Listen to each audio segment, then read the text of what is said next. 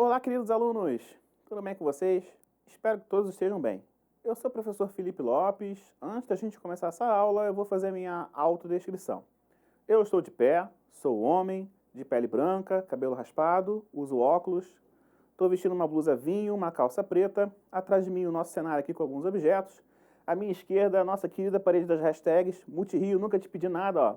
Hashtag professor Felipe Lopes. Gente, bota no comentário do YouTube, hashtag professor Felipe Lopes, para Multirio colocar aqui. Galera, brincadeiras à parte, hoje quem vai apresentar a aula para vocês é a colega de vocês aí, que está no material didático carioca. Ela mesma, Lorena. Lorena, apresenta a aula para a turma aí. Os elementos da narrativa. Narrativa. Essa palavra talvez não seja estranha para vocês, não é verdade? Vocês já devem ter ouvido falar. De repente, não em narrativa, ok. Mas em narrador. Ah, narrador sim, vocês já ouviram falar. Quando vocês ligam lá o futebol na televisão, ou Olimpíada, ou outro esporte qualquer, tem lá o narrador. Bem, amigos do Rio Educa na TV. Haja conhecimento, amigo. Com o lápis na ponta dos dedos para fazer a prova. E é gol! Narrador. A narrativa tem esses elementos aí. Tem o narrador. Só que eu vou falar da narrativa na escrita, no texto escrito. O texto narrativo, ele é um dos tipos de texto que a gente conhece. Existe o texto narrativo, que tem a narração, o texto descritivo, o texto expositivo, o texto dissertativo, que é quando a gente vai argumentar alguma coisa, opinar sobre alguma coisa, e o texto injuntivo. O nome é meio esquisitinho, mas quer dizer que é um texto de instrução, uma receita, um manual. Mas para a aula de hoje, nós vamos falar sobre o texto narrativo e os elementos da narrativa, os elementos do texto narrativo. O texto narrativo, ele tem 5 elementos, 5 pilares básicos para a gente levar em consideração. O primeiro deles, que é o principal, é o enredo. Por quê? A narrativa, ela é feita para contar uma história. Então, tem que ter um enredo, que é como essa história vai ser desenvolvida. Tem o próprio narrador, que é a voz do texto. Tem os personagens, o espaço e o tempo.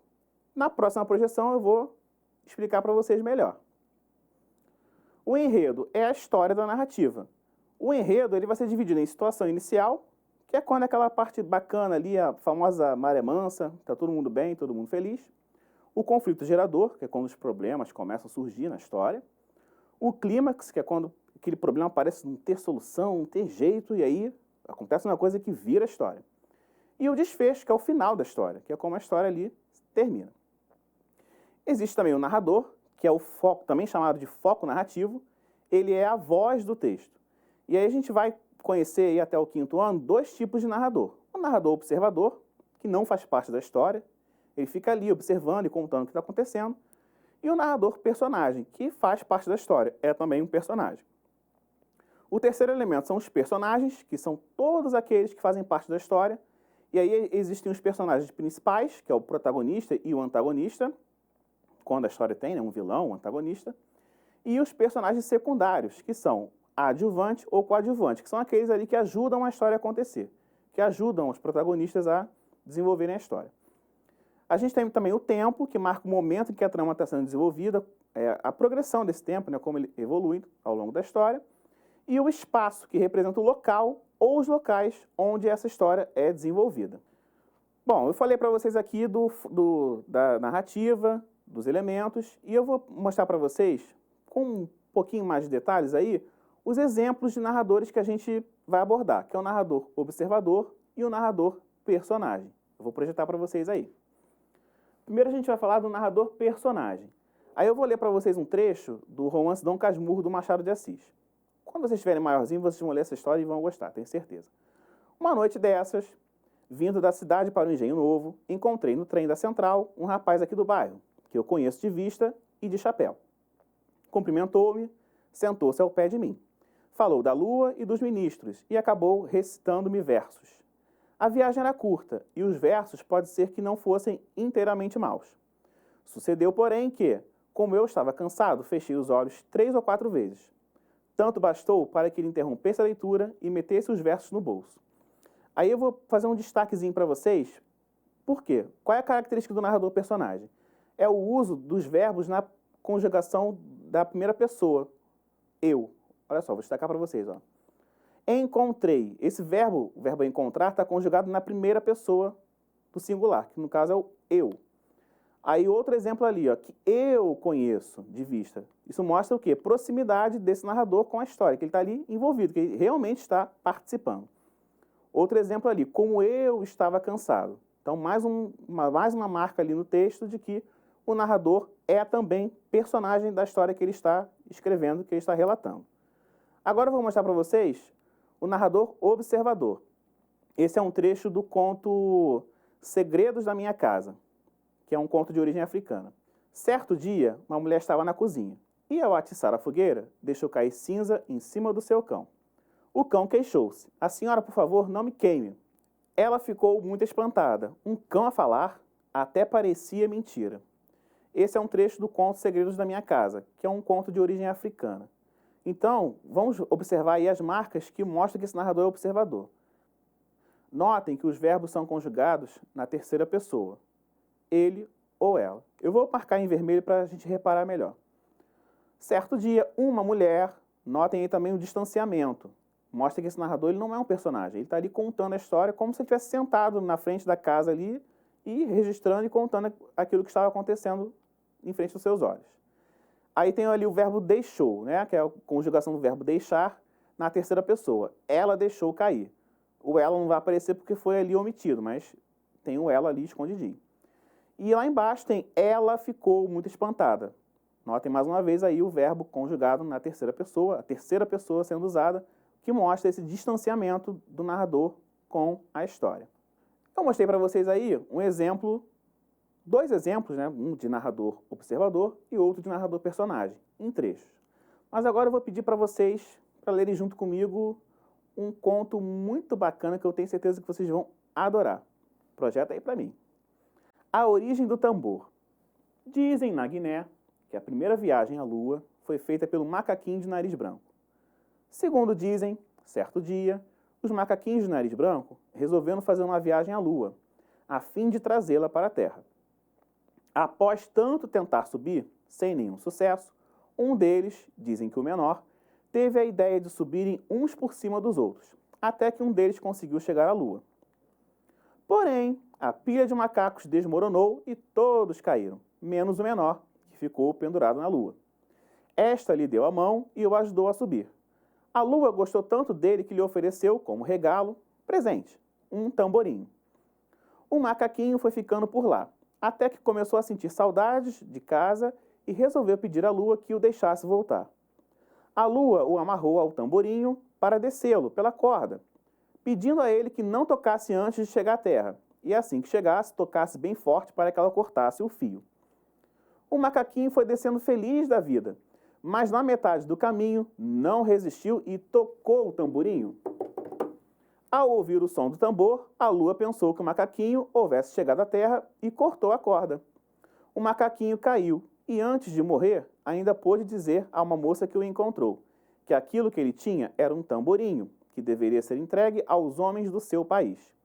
A moça foi logo contar a todos sobre o ocorrido. Vieram pessoas de todo o país e naquela terra africana ouviam-se os primeiros sons de tambor. E aí, pessoal, gostaram desse conto? É uma lenda que conta aí a origem do tambor, como o tambor surgiu para os povos africanos e hoje todo mundo dá o seu batuque. Mas esse aqui não é o assunto desse texto. O que eu quero com esse texto aqui é que vocês me ajudem a identificar os elementos da narrativa. Então eu vou lançar algumas perguntas e vocês vão me ajudar a responder. Vamos à primeira? Qual é o tipo de narrador nesse texto? Ele é um narrador observador ou ele é um narrador personagem? E aí, pessoal? Vamos lá, gente? Pensando em 5, 4, 3, 2, 1. Vamos à resposta? É o narrador observador. Mas aí vocês vão perguntar, professor, por que o narrador, nesse conto, ele é observador? Então vou mostrar para vocês aí algumas marcas que nos indicam que é um narrador observador. Olha lá, a Lua o amarrou ao tamborinho para descê-lo pela corda. Olha o amarrou ali, né? Está conjugado também na terceira pessoa. Ele, amarrou ele, o macaco. Pedindo a ele que não tocasse antes de chegar à terra e assim que chegasse, tocasse bem forte para que ela cortasse o fio. Então, notem aí que todo o texto está com os verbos conjugados na terceira pessoa. Então, já identificamos aí o narrador desse texto, o tipo de narrador, narrador observador. Agora, gente, eu vou lançar mais uma pergunta para a gente responder. Quem são os personagens principais desse conto? E aí, gente, vamos lá? Pensando em 3, 2, 1. Os macaquinhos, o macaquinho menor e a lua. São os personagens principais. A lua é um personagem também. Agora, pessoal, eu vou perguntar para vocês. Quem são os personagens secundários nesse conto? Aqueles que ajudaram a história a acontecer. E aí, pessoal, vamos lá. Vou dar 3 segundinhos, hein? 3, 2, 1. Vamos de resposta. A moça que encontrou o macaco caído e os homens de seu país que começaram a tocar o tambor. Então, pessoal, nós já identificamos aí o tipo de narrador desse conto, que é o narrador observador. Já identificamos os personagens principais, que são os macaquinhos, o macaquinho menor e a lua. E identificamos os personagens secundários, que são a moça e os homens do país que começaram a tocar o tambor. Vamos lá, mais uma pergunta, gente. Em que espaços esse conto se desenvolveu? Em que locais que essa história aconteceu? Vamos lá, gente. Em 5 segundos. 5, 4, 3, 2, 1. Na floresta na Guiné e na Lua. Reparem que a Lua, nesse caso, teve 2 papéis. A Lua foi personagem e também foi um local, um espaço em que essa história aconteceu. Então, pessoal, já identificamos aí alguns dos elementos da narrativa nesse conto que a gente leu. Identificamos o tipo de narrador, os personagens e o espaço que essa história aconteceu. Viu só quanta informação a gente pode tirar só buscando os elementos da narrativa?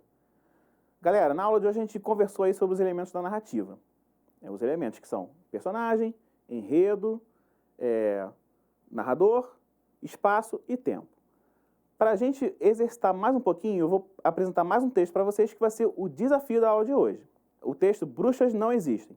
Quando eu era garoto, acreditava em bruxas, mulheres malvadas que passavam o tempo todo maquinando coisas perversas.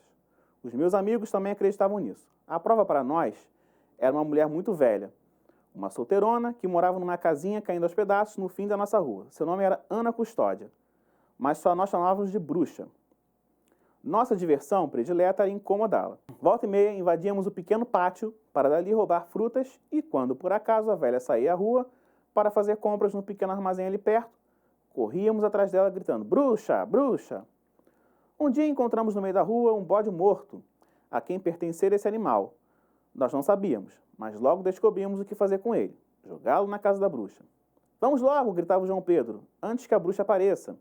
E ela apareceu. No momento exato em que finalmente conseguimos introduzir o bode pela janela, a porta se abriu e ali estava ela, a bruxa, empunhando um cabo de vassoura. Rindo, saímos correndo. Eu, gordinho, era o último. E então aconteceu. De repente, enfiei o pé no buraco e caí. De imediato senti uma dor terrível na perna e não tive dúvida. Estava quebrada. E a bruxa, caminhando com dificuldade, mas com um cabo de vassoura na mão, aproximava-se.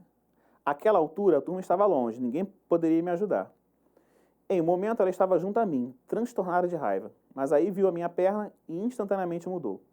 Agachou-se junto a mim e começou a examiná-la com uma habilidade surpreendente. Está quebrada, disse por fim.